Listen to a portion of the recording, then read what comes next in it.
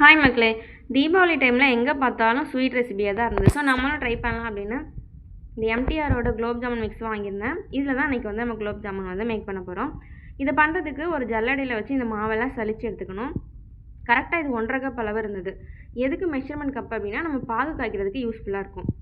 இன்றைக்கி நான் தண்ணி எதுவுமே ஆட் பண்ணல, காய்ச்சி ஆற வச்ச பால் மட்டும் எடுத்துகிட்டு இதை நல்லா மிக்ஸ் பண்ணியிருப்பேன். இது சப்பாத்தி மாவு மாதிரி ரொம்ப ஹார்டாக பசையக்கூடாது. லைட்டாக விரலை வச்சு மேலே வந்துட்டு கொஞ்சமாக நீங்கள் வந்து 2-3 நிமிஷம் பண்ணாலே போதும். 2 நிமிஷமே போதும். இந்த பதத்தில் இருக்கும்போது ஒரு துணி வச்சு மூடி வச்சுருங்க 5 மினிட்ஸ்க்கு.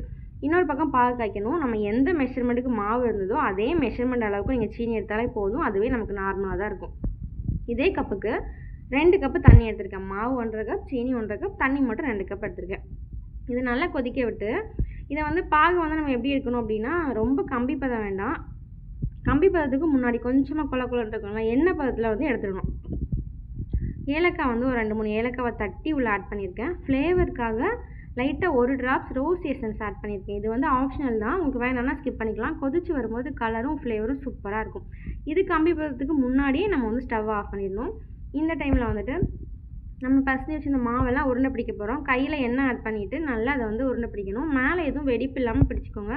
நான் ரொம்ப நேரமாக இதை ட்ரை பண்ணி தான் மெதுவாக தான் பண்ணேன். பட் இருந்தாலும் எனக்கு நிறைய 2-3 இதில் வந்து வெடிப்பு வந்து இருந்துச்சு. ஸோ ஆயில் ஆட் பண்ணிவிட்டு ஆயிலை வந்து ரொம்ப கொதிக்க விட்டு வந்து நம்ம ஆட் பண்ணக்கூடாது. அந்த உருண்டையெல்லாம் நார்மல் ஹீட்டில் இருக்கும்போதே ஆட் பண்ணணும். ரொம்ப ஹீட்டாக இருக்கும்போது ஆட் பண்ணாலும் இது வந்து வெடிச்சிடும். ஸோ இது நல்லா ப்ரௌன் கலரில் வர்ற வரைக்கும் நல்லா ஃப்ரை பண்ணிவிட்டு இதை வந்து அப்புறம் தனியாக ஒரு பாத்திரத்துக்கு மாற்றிக்கோங்க. எனக்கும் கொஞ்சம் வெடிப்பு எல்லாமே வந்திருந்தது. ஸோ இதே நம்ம காய்ச்சி வச்சதுனால சுகர் சிரப் அந்த பாகில் நம்ம கொஞ்சம் கொஞ்சமாக ஆட் பண்ண போகிறோம். கரெக்டாக 1 hour ஊறினதாலே போதும். அந்த 1 ஹவருக்கு அப்புறமா எடுத்து பார்த்தீங்கன்னா அந்த குலோப் ஜாமுனோட அந்த மிக்ஸ், அதாவது ரெண்டுமே அந்த உருண்டையும் சரி அந்த பாகும் நல்லா மிக்ஸ் ஆகி சூப்பராக ரொம்ப சாஃப்டாக ரெடியாக இருந்தது. நீங்களும் ட்ரை பண்ணி பார்த்துட்டு சொல்லுங்கள். அந்த எசன்ஸ் ஃப்ளேவரும் செம்மையாக இருந்தது.